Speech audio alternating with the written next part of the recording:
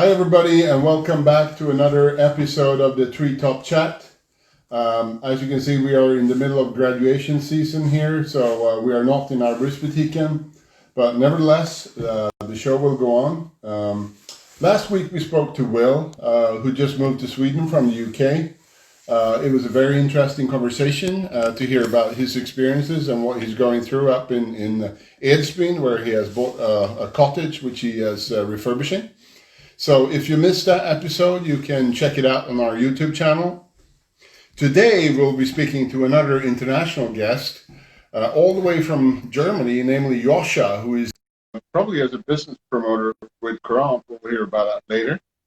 He runs the company Baumpflege Untermacht in Germany, and it's famous for one of the most iconic photos in history, where he used a Carabineer as an earring. Josua, you there? Hi, I'm there. Hi, Anders. Welcome. How are you? Yeah, I'm really fine. Just came back from work. Came Half back an from hour work. ago. We had to finish a work site. We just have been on the last week. Okay. Big job, I suppose. Yeah, it was just 110 trees in an alley, and today was just chipping. Oh, okay. So I hope you can still hear us despite chipping all day. Yeah, we have good ear protection. That's good. Good to hear that. Yeah. So again, welcome. We're just going to start up with the standard question. How did you get into the arborist industry, and how was that journey for you? It was quite a long journey. Like, I went into the arbor industry, I think in 2008.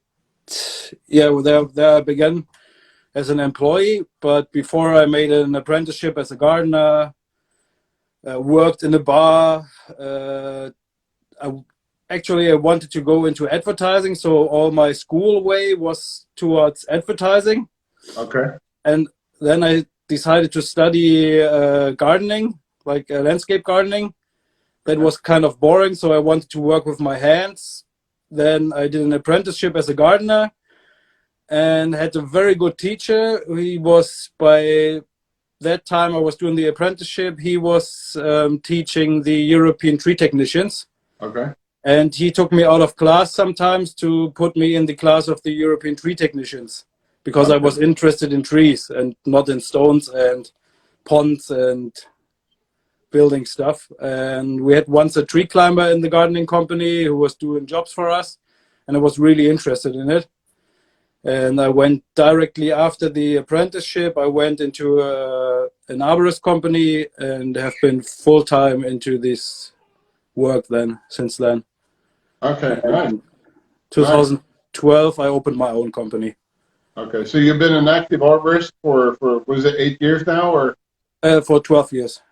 12 years. Okay. And since So 8 years, I have my own company. Yeah, exactly. And that was my second question, actually. Can you tell us a little bit about your company?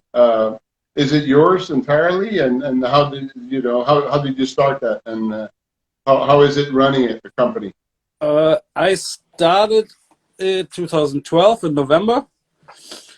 It was when I came back from a 5 months visit to India. I was just hiking in the Himalaya, because in 2012 I made the decision not to stay with the company I worked for, because it was kind of like freaking me out. I got like burnout, like I couldn't hear on my right ear, so I stopped. Went to India with just the flight to India ticket, and then after India I went for a month to New Zealand and worked there in a big arborist company, and then decided to go back to Germany, get self-employed, start the company. And yeah, since then I worked like a lot as a subcontractor, and then moved back. Like I worked, I think 8 years I worked in Hamburg and lived there. Like a lot of subcontractors, some own jobs, like a little mixed. And then I moved back to my hometown, and over here everything started like to grow a little bit.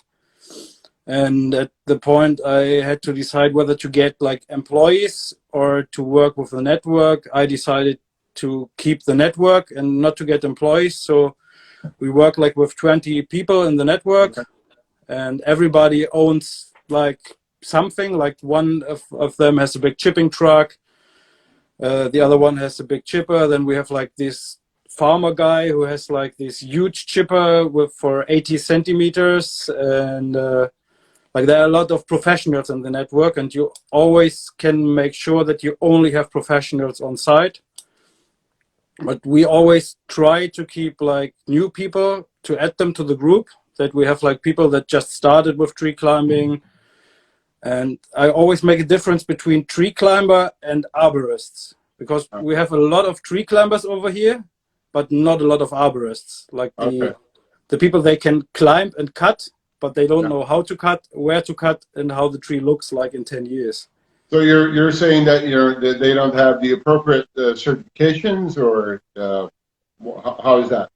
Yeah, actually over here you don't need real certifications. It's more like you need your climbing license, then you need like 300 hours of experience to make the second course for using a chainsaw, and then you are allowed to fell trees or use a chainsaw, and then everything starts, and that's when the topping season starts. Like when you have new people in the industry, everything will be topped, and whether they educate themselves or not. Okay. Well, it looks like your little network there is or network is a good setup with a lot of professionals. But you're also a Courant business promoter. Is that the right term? Yeah. It's So like tell us about that product promoter. Okay. Can you tell us about that relationship? How did it come about, and how has it been developing? It started with pretzel and butter. it was in Augsburg at the Tree Care show, and I'm always there to listen to the talks. And on that day, in the morning we went to the bakery, and I bought like 2 pretzels with butter and had them with me in my bag. And then when I came to the Courant stand to check out like the new harness and the new ropes and the developments, I had a talk with Peter Thiel and Pierre, and like was a very long talk.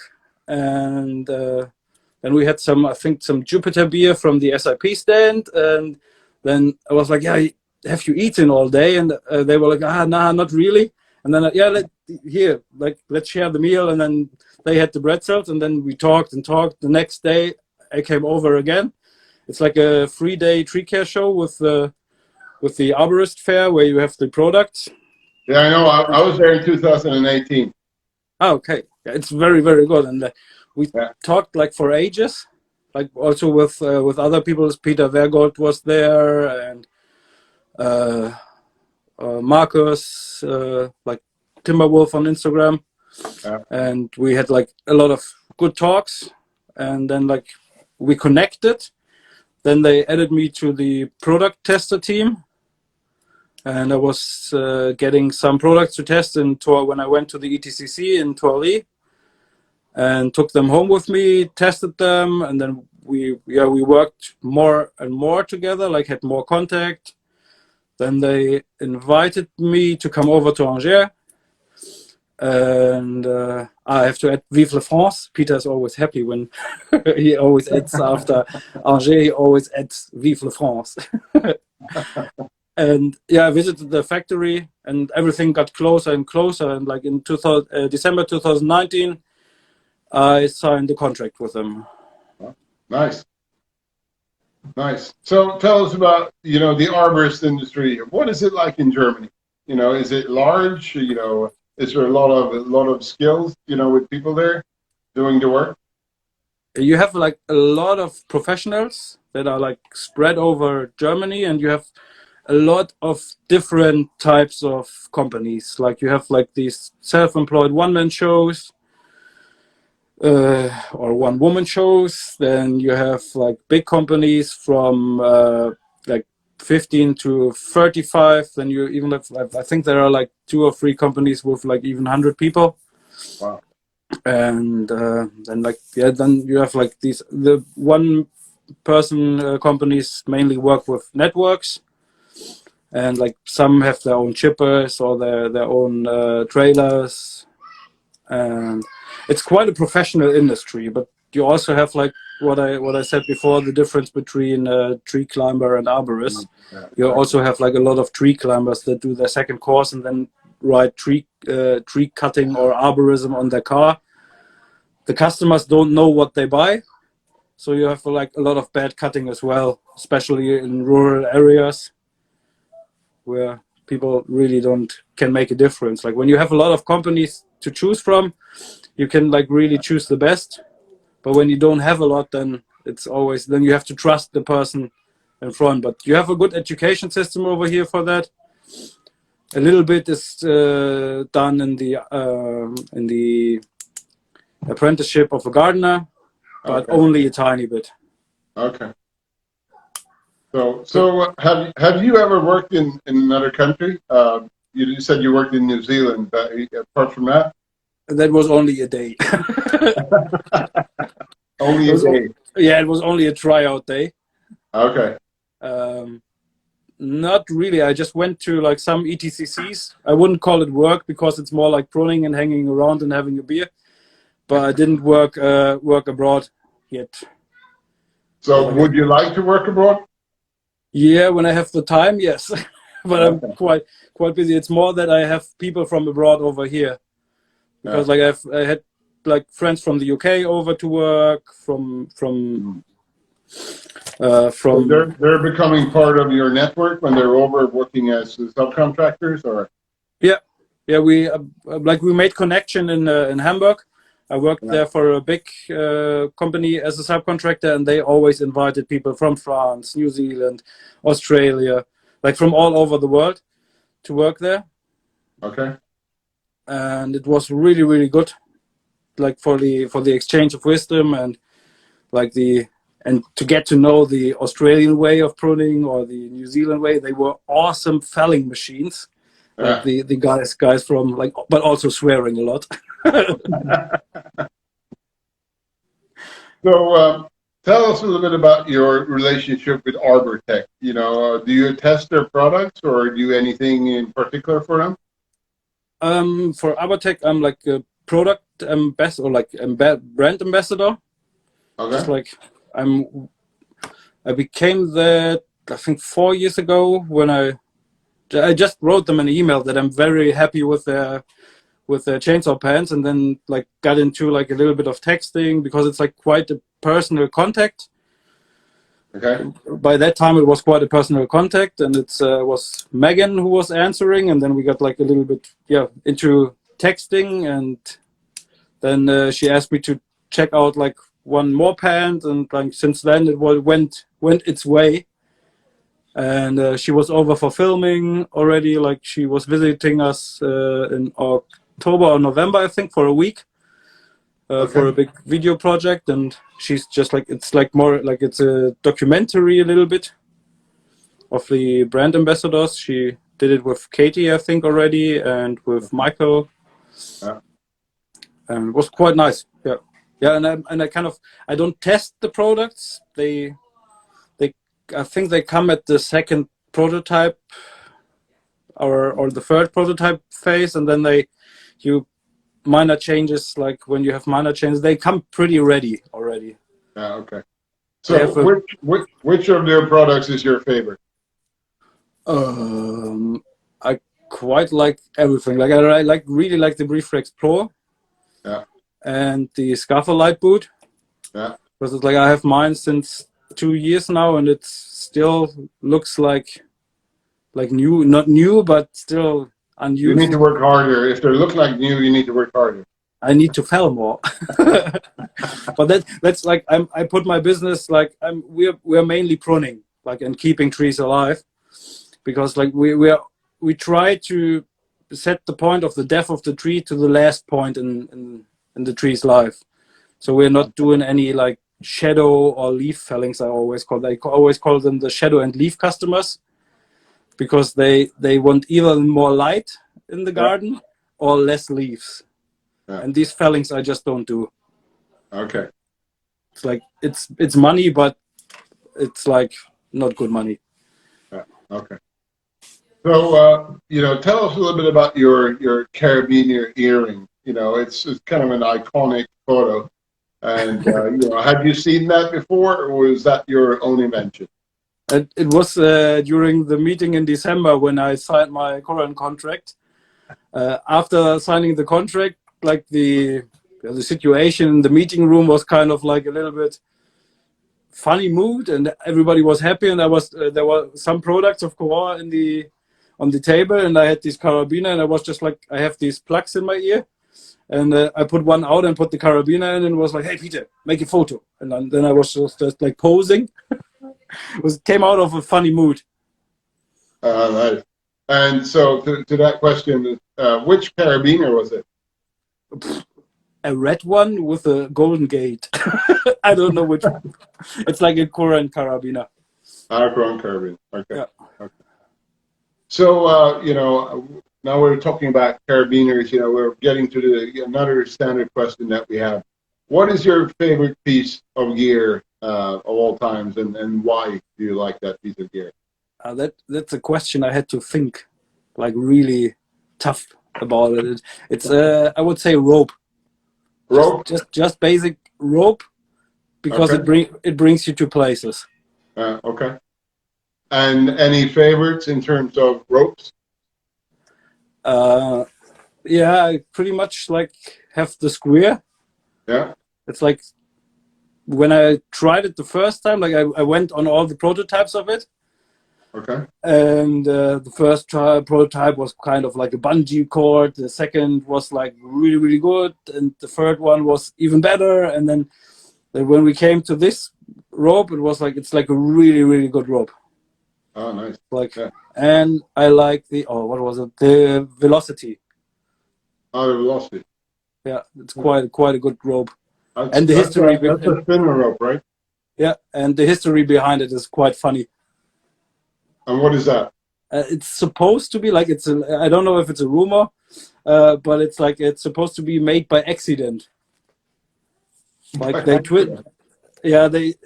twisted the fibers like a little bit too much, and then the velocity came out. Oh. But I can be that it's a rumor.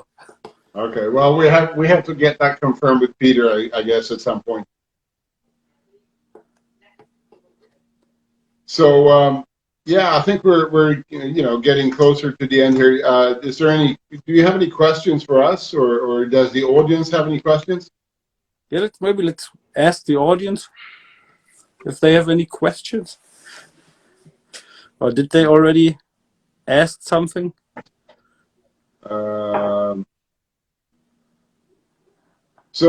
Yeah, somebody is asking here. Give your best tip for anyone looking to start a company. Ooh, don't make the mistakes I made. It's like connect a lot to people. Like, what Peter's like Peter de Vries is writing right now, ropes connecting people. It's like the same. Yeah. Like, really connect to people. Like, be open. Start your day with a smile. And like, be as open as you can. Like, with be how's it called? Not see through. Be when you when you lay out your everything in front of somebody. You have to just like be open with the customer. Don't make it like in arborism. Don't make it for the money. Like, it's a passion before money, but the money will come in the end as well. Like, it's a very passionate job, and you do it for the trees. Yeah, well, with self-employment, it's just start. Everything will come. Yeah. Try to be like very organized. That's something I am not really good in. And the better you're organized, like, the better the business gets. Yeah, I think that's some very good advice there. We'll call it the quits here. It's time for us to go to a graduation. We're already a little bit late here, but we really enjoyed this chat, and hope that everybody else watched had fun as well. So massive thanks to you, Joshua, for joining today. It was Yeah. great to have you on board. And, Thank you for having me. Well, you're welcome to visit in Sweden anytime when you have a chance. Thank you to everybody that tuned in. So if you missed part of this or any other Treetopchat episodes, it will be on YouTube. So again, thanks everyone. Have a nice weekend and take care. Stay safe. Bye. Thank you. Bye bye. Bye.